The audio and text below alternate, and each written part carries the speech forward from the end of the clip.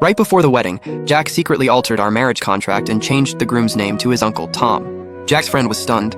"Are you crazy? What if this backfires? Lucy wasted 7 whole years waiting for you. She's practically an old maid now." Jack just smiled like he didn't care. "I lost a bet to Anna. I promised I'd do one thing she asked.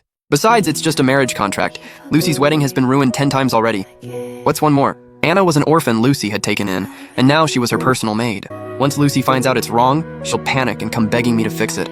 And even if she somehow ends up in the bridal chamber, my uncle can't perform. In the end, Lucy will still be mine." He said it so casually, almost playfully. Everyone burst out laughing. I stood at the door for a long time, my heart going cold. At last, I turned around and poured out all the hangover soup in my hands. Later, when my mother rushed over with the mistaken contract, I only smiled and replied, "It's fine. Let's do it exactly as written." This time, I didn't go to him to change the contract back. On the day Jack's family came to discuss the marriage, Jack happened to be taking Anna out for a trip. I casually handed him my wedding invitation, but he tossed it aside.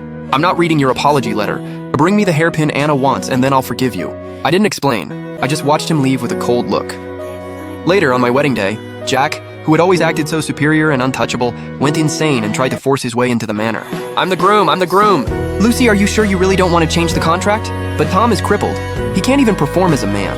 My mother's eyes were red and guilt stirred in my heart. Ever since she learned Jack had agreed to marry me, no one had been happier than my mother. She knew I had waited 7 years for him.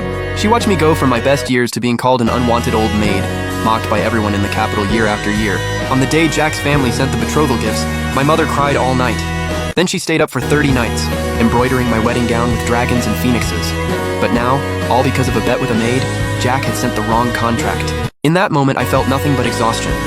I looked at the red paper with gold lettering and said softly, "It doesn't matter. Either way, he's still from the Jack family." I knew I couldn't be stubborn anymore. This was the 10th time Jack had broken his promise and changed the wedding date. The first time, people in the capital stood up for me and called him heartless. The second time, the noble ladies were confused and wondered if we'd had a fight. But after it happened again and again, everyone started thinking the problem was me. They said I had no shame and had been rejected. They called me mean, vicious, and impossible to love.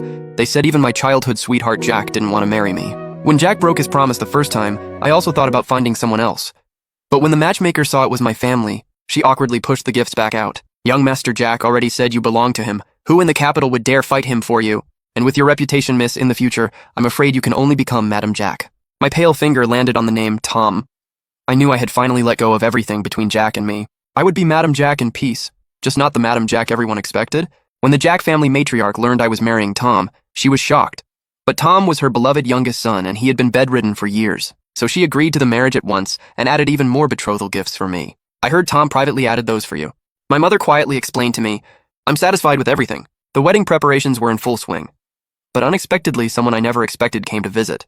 It was Jack. He wore a dark purple outfit embroidered with gold, his ponytail tied high with a purple gold crown, looking bright and confident. His eyes were full of smugness and gloating, and the person following behind him was Anna. I knew he thought I still hadn't discovered the wrong contract. When I ignored him, he didn't care. He simply picked up the cup I had used and drank all the tea inside. "Got everything ready for the wedding?" "Yes." Hearing my cold tone, a strange look flashed across his face, but he only reminded me, "Did you check everything? The gift list, the invitation, and the marriage contract? It's your big day after all. Don't you want to take another look?" I pretended not to understand his hint and only said everything had been checked. "If you have nothing else, you should leave early." Jack looked a little displeased, but still pressed his lips together and said, "I did come to see you for something today. Back then, I gave you my mother's jade bracelet. That bracelet is meant for my future wife. Since you haven't married in yet, shouldn't you return it to me first?" I froze. When I received that bracelet, I was only 16. The sun was perfect that day. Jack came to me mysteriously. The moment we met, he slipped the bracelet onto my wrist. The bracelet was icy and snow white, made from the finest white jade. Anyone could tell it was priceless. I panicked and tried to take it off, but he held my wrist tightly. "This is the family heirloom my mother prepared for my future wife. Keep it." The tree shadows danced around us, and his smile was brighter than the sunlight. Only later did I learn that the bracelet had been passed down through Jack's mother's family. When Madam Jack found out he had stolen it, she beat him hard, but Jack still said confidently, "I'll marry no one but Lucy. Giving her the bracelet now or later makes no difference." In the blink of an eye, I had worn that bracelet for 7 years. Like Jack, it had slowly become part of my life. Seeing me stay silent, Jack thought I didn't want to return it. Just as he was about to speak, Anna held his arm and said softly, "Maybe just forget it. Lucy has worn it for so long after all." Jack immediately shot back, "No matter how long she wore it, it still belongs to my family. I said I'd let you try it on, so I will." So that was it. He had come to ask for it on Anna's behalf. I understood. I reached out and slipped the bracelet off. Here! Jack froze, clearly not expecting me to be so decisive. A hint of uncertainty appeared on his face. You're right. This belongs to your family. Since I haven't married you, it really isn't proper for me to wear it. Now Jack was the one feeling awkward. He took the bracelet and said, Fine. On the day we get married, I'll put it on you myself. Hearing that, a flash of jealousy crossed Anna's eyes.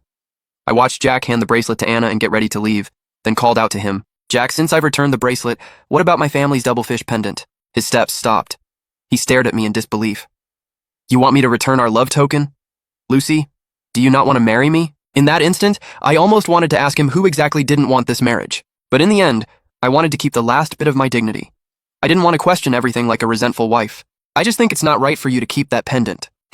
That pendant is old anyway. It really should be replaced. With that, he took Anna's hand and turned to leave. I didn't chase after him. I only gently touched the crack on the pendant. It was an arrow mark. Back then, after he got the pendant, he treasured it like nothing else and always kept it close to his chest. Until one bandit raid, an arrow came flying. It shot straight toward his heart. Everyone thought Jack would be badly wounded, or even killed. But after freezing for a moment, he slowly pulled the warm pendant from his chest. It had blocked the arrow and saved his life. Lucy, you're my lucky star. Without you, I'd already be dead. I swear I'll never let you down. Back then, we were inseparable.